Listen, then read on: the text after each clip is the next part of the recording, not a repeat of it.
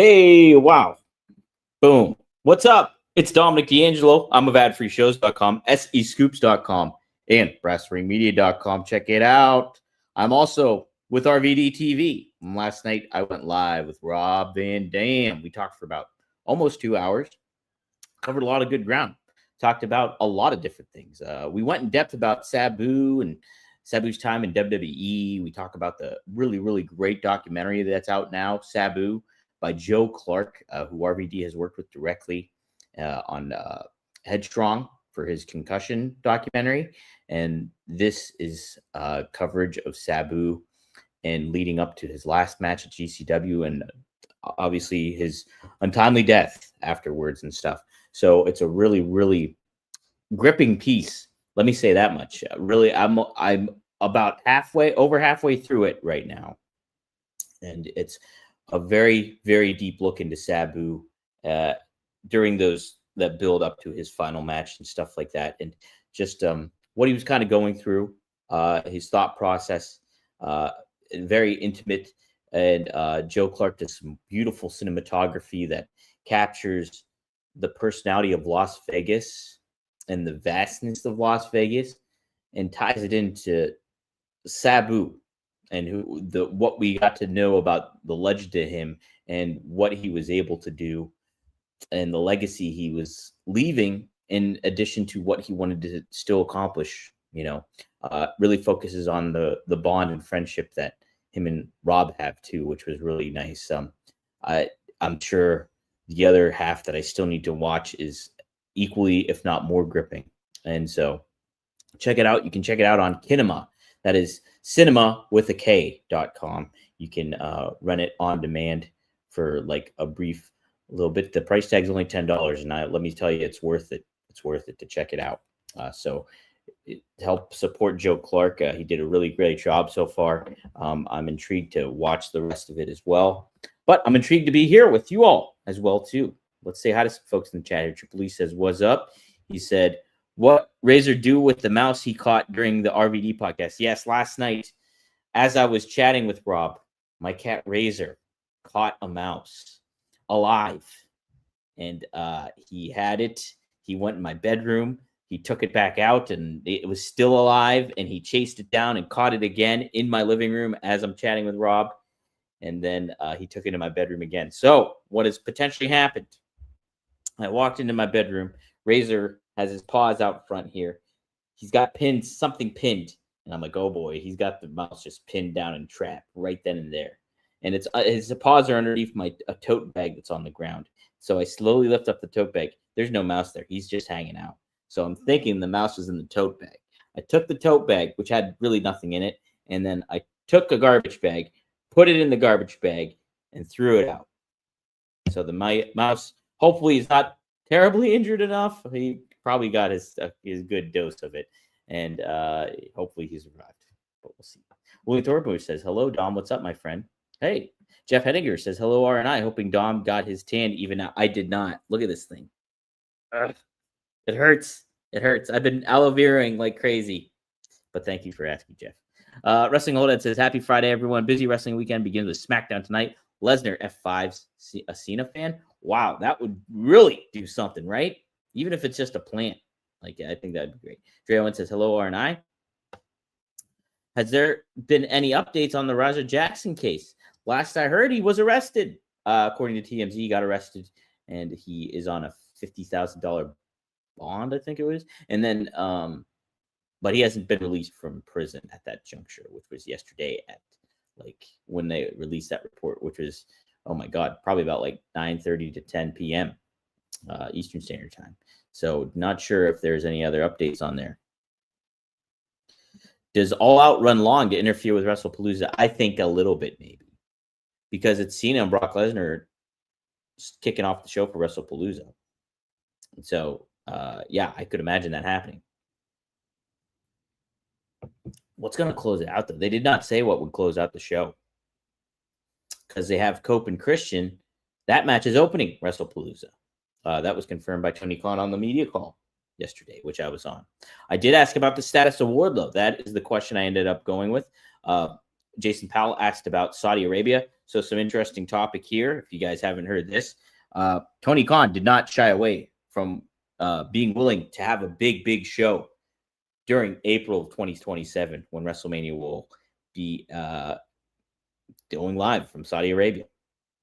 And made mention that Revolution is usually their big April show, and they always want to do some big stuff with that, and it's one of his favorite shows to do. So Tony Khan might have some plans a couple of years down the line here with that. So pretty cool to hear. I'm all for competition in pro wrestling. It just helps elevate all the brands, hopefully, is what the main goal is. And you got to make money and everything to that effect. So let's hope that pans out pretty well. Probably next week will be our plan, Triple E. I just actually texted with Greg and Magnum, and Magnum was unable to do a show today, so hopefully we can do it next week. Wrestling Hold It says, is it me or does Jason Powell sound a lot like Dave Meltzer?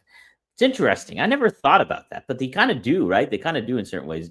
Jason's got a great voice, though. Like, he's got like this kind of deep voice. Like, Jason Powell and Wade Keller were the first two guys that really hooked me into the pro wrestling news kind of world.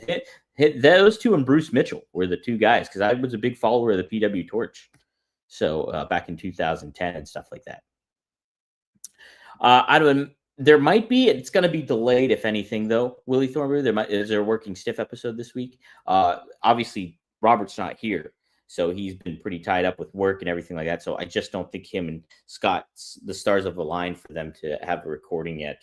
But maybe stay tuned for that. I have not been told either way regarding that. But yeah, what a big wrestling week here. I will say before I go into the previews for this week, Bob Ryder. I think I might have missed the boat on Bob Ryder wrestling Old Head. I don't remember him being a presence on PW Torture. If he was on a different outlet, I remember George Shire, who was like the Minnesota wrestling historian. I remember Wade Keller having him on here and there. Pat McNeil was another guy that did stuff. But I'll say it. So yeah, Magnum, Greg, and I did a show last Friday, a week ago today, covering Powertown. And we talked about Powertown. Magnum and Greg both addressed the situation going on with Powertown. Basically giving answers that they don't know when figures are coming in and everything to that effect. And wow, did we get lit up in the chat? Did people had a lot of complaints. Matt Cardona joined the live chat. I gave him the platform to ask some questions up on there and stuff like that. But hey, lo and behold, guess what? An episode of Jim Cornette came out, I guess today, or at least clips did. And wow, he covers us on that. And I get caught quite a few strays. I'm not only called a slimy looking fellow, but I am referenced by what's the actor he referenced me by? It's somebody I had to Google, but it's like a recognizable character actor, not a flattering recognizable character actor. Let me say that much either. But I believe he was the homeless guy that got frozen in Scrooge. If you remember him, he called me that, like I looked like I was dipped in oil. So that was yes. Let me see what it is. Michael J. Pollard. Google Michael J. Pollard. That's what Cornette called me on his episode. So I was also called very scared to answer questions or do everything like that.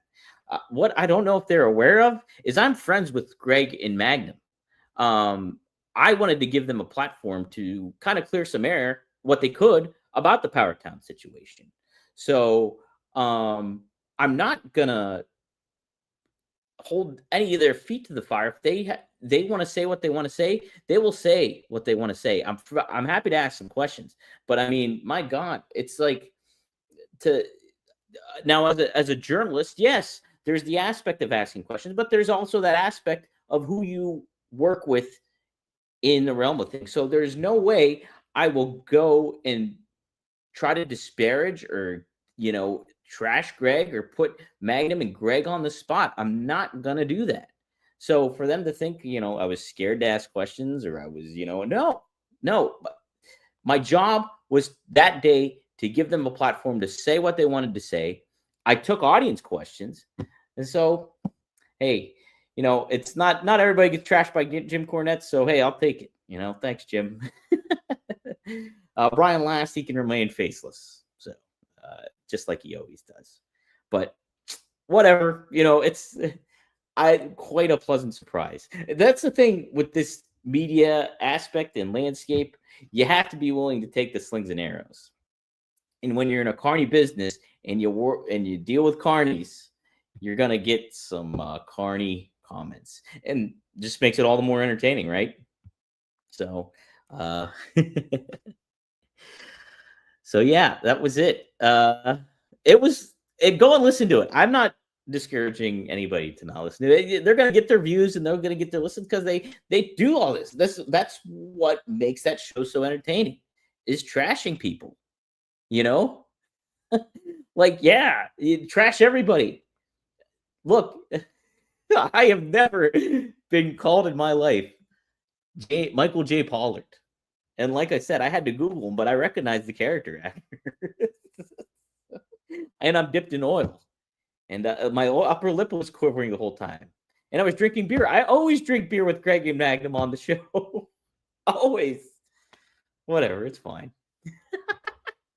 I guess if you're not creating some buzz, you're not doing your job right, I guess. So whatever. Just rest assured, everybody that bought figures from Powertown, if you're one of those people that happen to stumble on the show, they also trashed our view count. It's like, yeah, we're not Jim Cornette, guys, FYI. But yeah, if you happen to, just rest assured, you're going to get your figures, and they're great looking figures. Like, just going to take time. Sorry. Like, people want answers. I understand that. And when you're upset and you pay a lot of money, you expect results and communication, which did not happen with Powertown in that. And that's a flaw on their end, but wanted to give Greg and Magnum a platform. I love those guys. I know that their heart's in the right place. And so I wanted them to speak their minds. So there we go.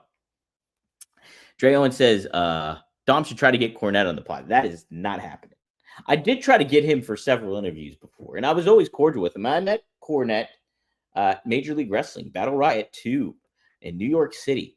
The guy could have been nicer. And I was like, hey, could I get an interview with you? And he's like, oh, yeah, we could, he was like, shoot me an email. And I did. Just didn't hear back. And I actually corresponded with Cornette several times over news when it comes to like the G-Raver situation. If anybody remembers that, there was the loss, like the G-Raver parodied Cornette's face on a T-shirt, and it was really like graphic, where Cornette had pins in his head and all this deathmatch stuff. And Cornette was like filing a lawsuit, all this stuff. I corresponded with him, and I did all this kind of stuff, and everything like that. But hey, they're creating an entertainment program. They get the views for that kind of reason, so good on them. But check it out. The graphic, I'll even tell you, is I kind of like the graphic because it's like TA's on there, and then they have Nightcrawler. Cornette is Nightcrawler. I'm a big X-Men fan, so check it out. Let's see. All right, let's get to the business of living here. Anybody ever see the movie Let's Go to Prison? Seriously, my favorite comedy of all time. Well, not one of my top 3 favorite comedies of all time. So underrated. Will Arnett is in it. Bob Odenkirk is in it. Is it Dax Shepard? Yes. He plays he's kind of the leading role in it. Che McBride. It's about being in prison. It's freaking hilarious. Michael Shannon's in it too. Check it out if you haven't. Seriously, I've watched that comedy so many times. I laugh every time. It's so funny. Where's my Fresca? That's it. Jeff gets it. Yes. Dre Owen says being insulted by Cornette is like being called a MF by Sam Jackson, right? So, yes, very true. All right, let's preview. I guess we'll start with WrestlePalooza. John Cena and Brock Lesnar are kicking off the show. John Cena wins this. I think this is the farewell tour for Cena. I mean, it's not like he's putting a new guy over here. It's Brock Lesnar coming in as a big threat. Cena cut that promo on Raw where he's like, am I scared? Yeah, I'm scared, but I'm never going to quit. I'm never going to give up. So it was classic Cena stuff. We've seen Brock Lesnar whip Cena plenty of times. And we've seen these guys have a feud, obviously. So it's kind of makes sense that they're having this match. And you want to kick off your ESPN partnership off in the right manner. What better way to kick it off? Your first match ever for ESPN with WWE. It's John Cena versus Brock Lesnar. So John Cena wins this. It gets the crowd hot, feeling good in Indianapolis. Plus you got Pat McAfee there. So John Cena wins this. We also have the Usos. That's Jay and Jimmy. They will be taking on the Vision, which is Bronson Reed and Braun Breaker in a tag team match. I am assuming that the Vision wins this. Bronson Reed and Braun Breaker. I think you have Bronson Reed. He lost to Roman Reigns, but you still want to make the Vision look like a big, credible force.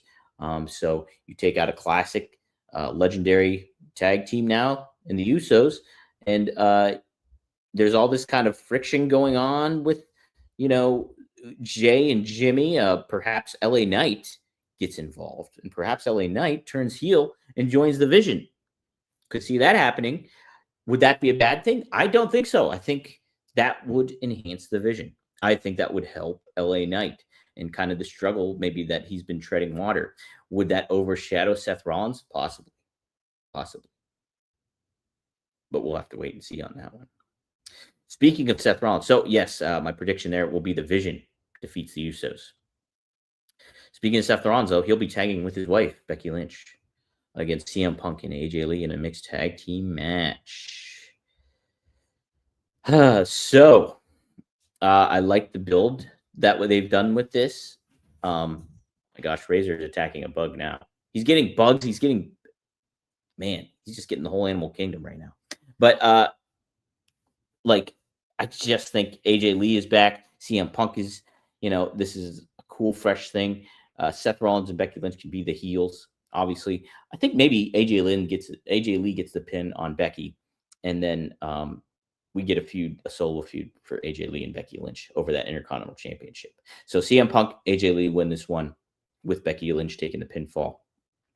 Becky's a great heel. I think she's doing some fun work, and I think they created some good build for the story here into what, hey, some unknowns.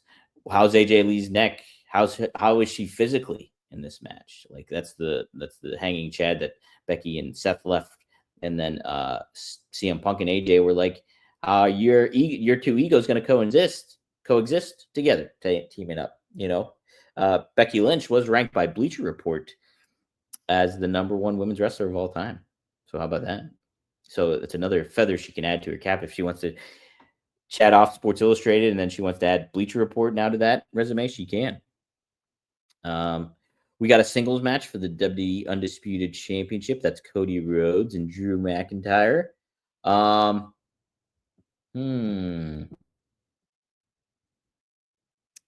It's an interesting one. This is, if you're thinking about this from a perspective of what platform they're on, being ESPN, making this feel like a big, big thing.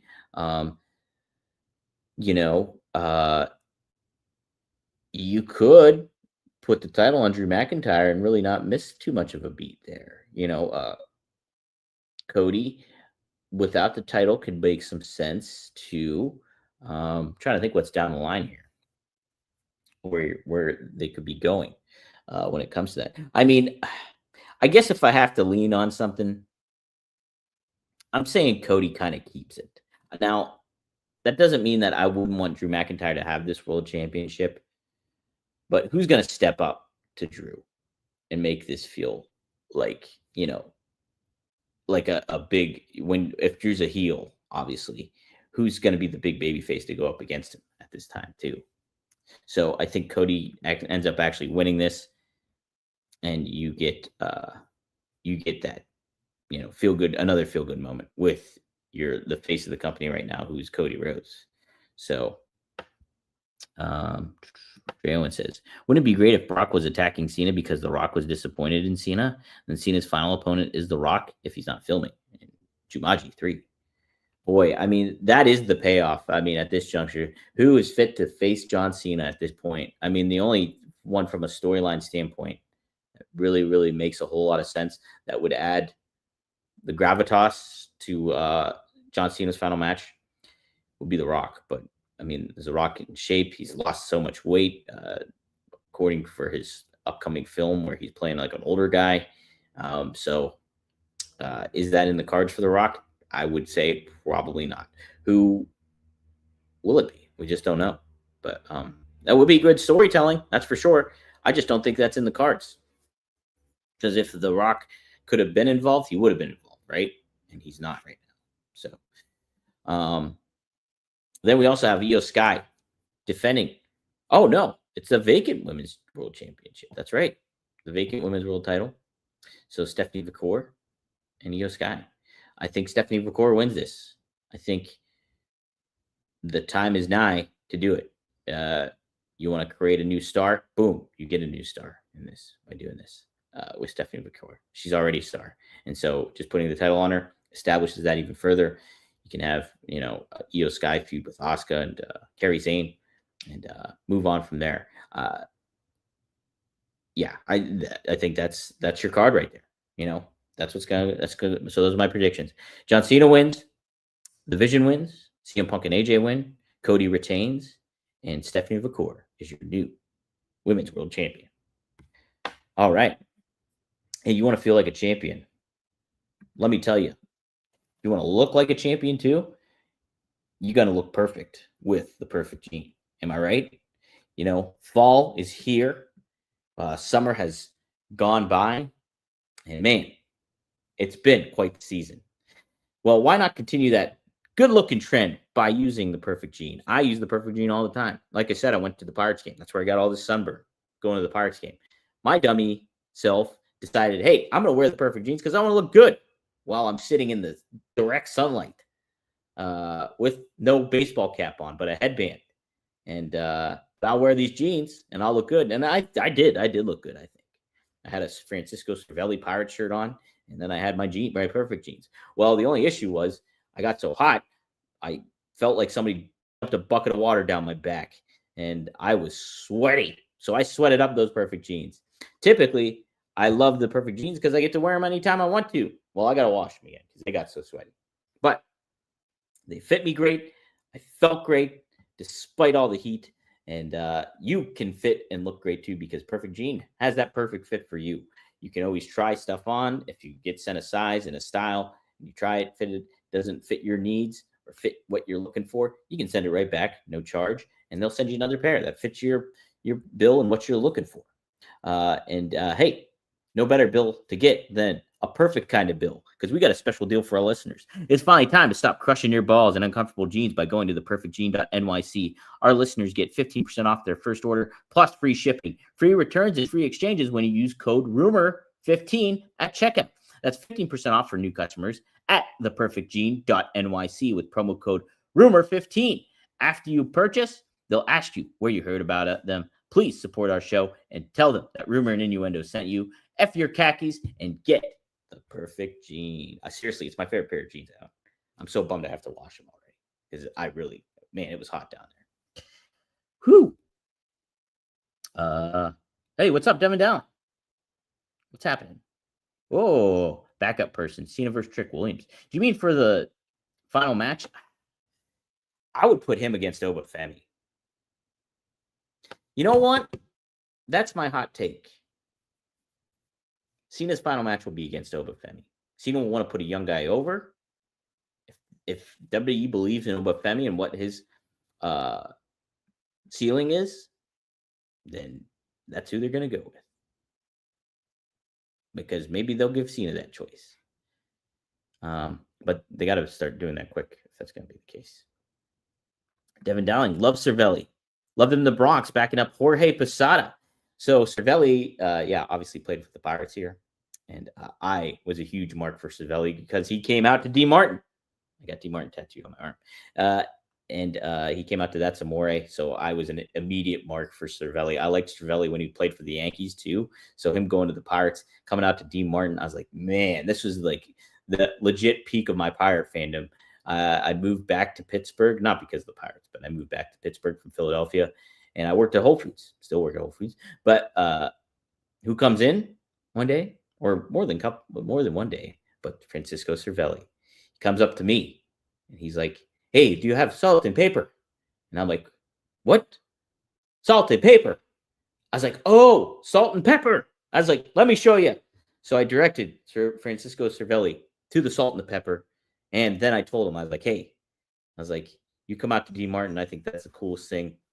You're like one of my favorite players of all time. I love you, man. He's like, oh, thank you so much. Thank you so much. I appreciate that. So there's my Francisco Cervelli story. I'm a huge Mark. It's a shame that his career kind of like, I think he had some concussion issues and stuff like that, and ultimately had to retire. He did get traded later on to the Marlins, I believe, and then started. I think he's coaching and stuff like that now. But love Cervelli. Cervelli's awesome. Triple E says Cena versus Joe Hendry. We're getting some throws out there. Triple E says Cena versus Zilla Fatu. Umaga's son would be better. Yeah.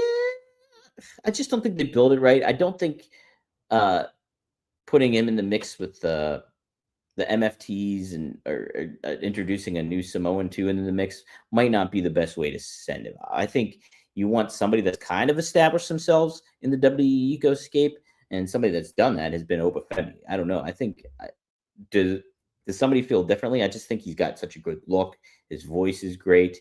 I think maybe that would be a good one for Cena to go out. I want to take I want to take on somebody that wants to prove themselves like I did, wants to show that ruthless aggression. And there you go. You get this tie in with like what happened with Kurt Angle. So who comes out? Boom, Oba Femi. You have him wrestle, and he beats Cena. And then Cena does the favor for him. There you go. Devin Dowling says, Cena put Solo over before this run. I don't see him facing another Samoan. Yeah, that's a good point too, because he did face. And he lost. Yeah, he lost to Solo. So I could imagine it being somebody that they really cherish or look for to build on a bigger scale. I mean, whoever they choose, if that's somebody in NXT, they're putting their chips behind them, right? Or at least Cena is giving his tip of the cap to them. Dre Owens says Cena versus Marcus D'Angelo. Wow. Boy, that would be an epic match, wouldn't it? That's right. That would be an epic match. For sure. My degenerate brother. Boy, who doesn't come on the show with me. I didn't actually invite him this week, just so everybody knows.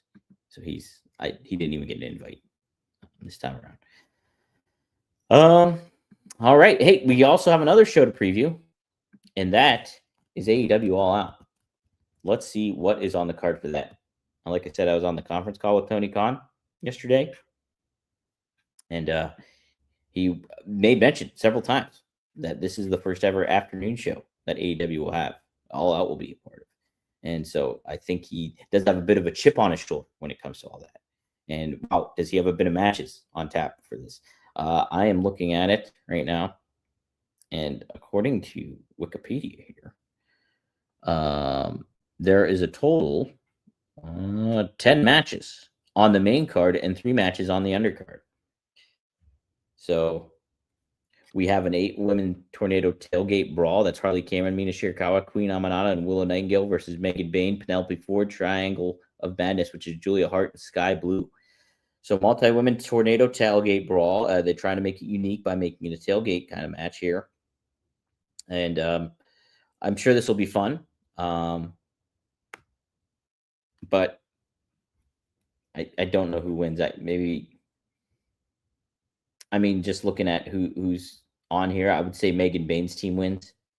Because no, I take that back. You got Harley Cameron and Willow on there. I think they need a win. Megan Bayne is the lone gal that they're really trying to push, I think, at some points here. So Megan Bayne, she could not lose, not take a pinfall, and Penelope Ford could lose and still protect the Triangle Madness. And Penelope Ford's the one that's the person to take the loss there.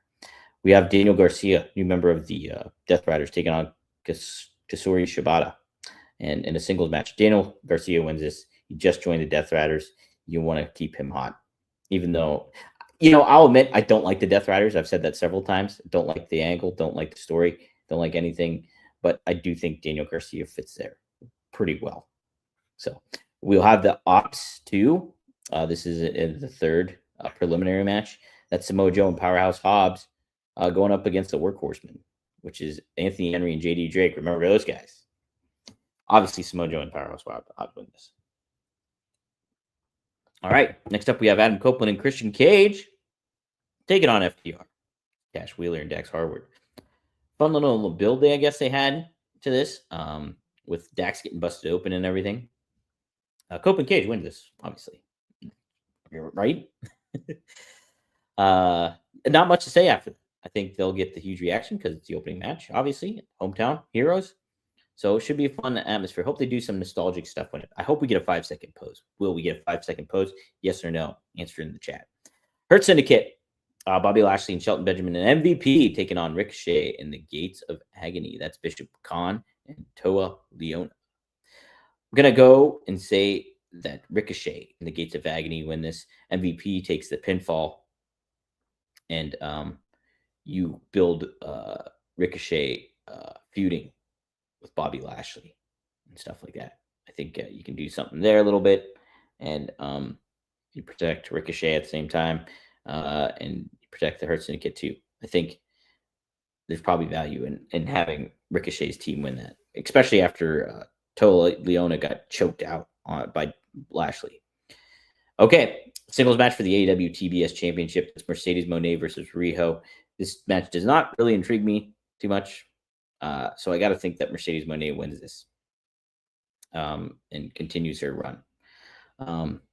Match that does intrigue me, even though I'm not a fan of the Death Riders angle, is this coffin match between Darby Allin and Jon Moxley. I think this will be a fun match to watch. Hope they don't do anything super duper gruesome. I don't think it's really needed. Like, just have fun with the coffin. And like you maybe if you want tax on a skateboard or something like that, you don't got to do nothing crazy. Guess what? They're probably going to do something crazy. So that's an interesting one to think about. I say since the Death Riders are continuing, I'm going to say Jon Moxley wins this. Yeah. I can imagine. Because Darby Allin get put in a coffin, it just kind of sounds weird. Feels right. Like he's almost got like this Undertaker-esque vibe where, oh yeah, well, he'll get out of the coffin easy later on. So we got a tables and tax match. That's MJF and Mark Briscoe going one-on-one. It's an interesting one for sure. It depends on how quick you're trying to heat MJ up, maybe for the World Championship. I'll go out on a limb and say that Mark Briscoe wins this because this is Mark Briscoe's kind of match. So I think Mark Briscoe wins his tables and tax match. We then have Toni Storm. She is your women's world champion. She's defending it in a fatal 4-way against Jamie Hayter, Chris Statlander, and Thekla. Here you go. This is my bold prediction for this. I don't know if it's that bold. I'm saying Thekla becomes your new women's champion.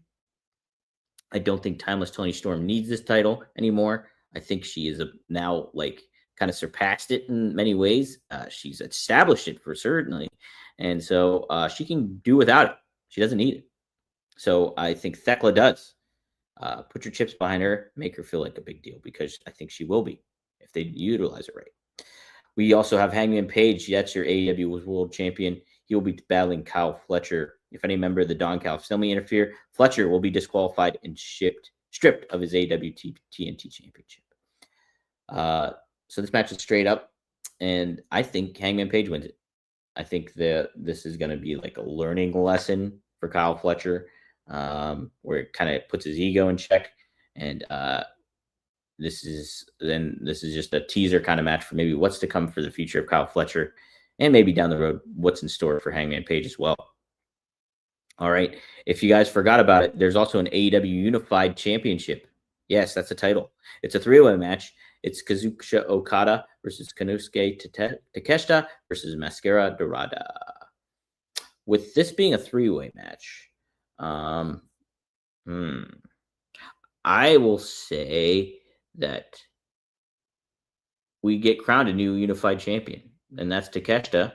He'll pin Mascara Dorada, and then you build to a feud between Okada and Takeshita, and it's another proving match for Takeshita when he ultimately beats Okada. You know what? I'm going to change my mind. I'm going to say Okada wins this, retains it, pins Dorada, and then you get Konosuke Takeshita versus Okada still down the line. So that's my thought. Hey, Man, the return of Eddie Kingston. He's taking on Big Bill. I love both guys. I wish Big Bill was more featured on Dynamite because I really have not seen Big Bill at all because I don't watch Collision, and I haven't seen Eddie, or nobody's seen Eddie. But I mean, like, for that, so much of that promotion has gone on Collision for Eddie than it has on Dynamite. So I like both guys. I just got to think Eddie Kingston's going to win this one. Big return, everything to that effect. Would not make sense for him to lose in his return back. Hey, we have a 4-way ladder match for the AEW World Tag Team Championships. That's Brodito. That's the Young Bucks, Nick Jackson, Jet Speed, and the Don Callis family. Yeah, I think Brodito have to retain this. I think you struck lightning in a bottle a little bit here with Brody King and Bandito. So to take the titles off them this quickly would not be good for them. Young Bucks at some point can always win the tag team championships. I think we've kind of established maybe that Knight and Speedball Bailey are a fun tag team together, but are they really long lasting? I don't think so. I think at some point or another we're going to see them break off in the singles action. And that's just Sarah and Josh Alexander, both talented guys, but don't expect them to win this at all. So there are my thoughts on all that. Let's take a look at some of what Robert is at work. He's doing work this week, Devin Dowling. So it was a shoot job. So he had to actually travel out of his town and stuff like that. He had to go to a different state to do what he was doing. So that is why he's not here. That's why Working Stiff has not been recorded yet and everything like that. Jeff Hanger says, as long as the 5-second pose isn't trademarked, they should definitely do it. Absolutely. See, that's a good one too. Braun Breaker beat Cena in his final match. Would really cement him as a main eventer. That's a great point. Did not even really. How did I not think of Braun Breaker? I think that's a great one too, Jeff. Good job. Yeah, I think that's. You know what? If it's not Obafemi, it's Braun Breaker. I'll still go out on a limb and say, hey, Obafemi, but I think Braun Breaker. The thing is, though, you could make it work. You could make it work. Because if he goes and mirrors what Cena did against Kurt Angle, I was like, he could kind of get a babyface pop for that. I think no matter, but it is Cena's final match, so I don't know how much you would get that. Was this what you mean, Tony Khan? I asked him about Wardlow, his status of Wardlow. Wardlow is injured; he's not able to compete. He was in the plans for building towards All Out here. Tony said that he had big plans for Wardlow. Wasn't plans like that was initially maybe reported that world title picture. He said that was not true, and that got retracted. So by Fightful, who Sean Ross Sapp does a great job. I know people think he's polarizing as well, but I mean, for him to be spinning the plates that he does and do what he does a great job at like reporting things and kind of being forthright with everything. Eddie should have been a surprise return. I agree with that. I think I agree with that. I don't think to put it on Collision, like and promote it on Collision, just does not seem like a good thing. Triple E says Cena either Dom, Mysterio, or D'Angelo. Boy, Cena's last match against me. This slimy looking fellow that looks like Michael, whatever his name is. Boy, what a final match that would be. What a way to end his career and probably mine. Speaking of end, this is the end of the show. Thank you all for tuning in. Hope I did a good job at previewing everything. And feel free to shout me out on X. Protect me from Jim Cornette. But yes, you can catch us live here every Monday through Friday here at the Dominic D'Angelo X account, at the WE Creative _ish X account, on the SE Scoops X account at SE Scoops. You can also check us out on YouTube. That's the Rumor and Innuendo YouTube. That's the Ad Free Shows YouTube page and the Oh You Didn't Know YouTube page. So help support the show. Hit like, hit subscribe, and enjoy your weekend. Enjoy this fun wrestling weekend. If you're a football fan, enjoy this hopefully fun football weekend. I hope my Jets defeat the Tampa Bay Buccaneers. I hope the sunburn goes away.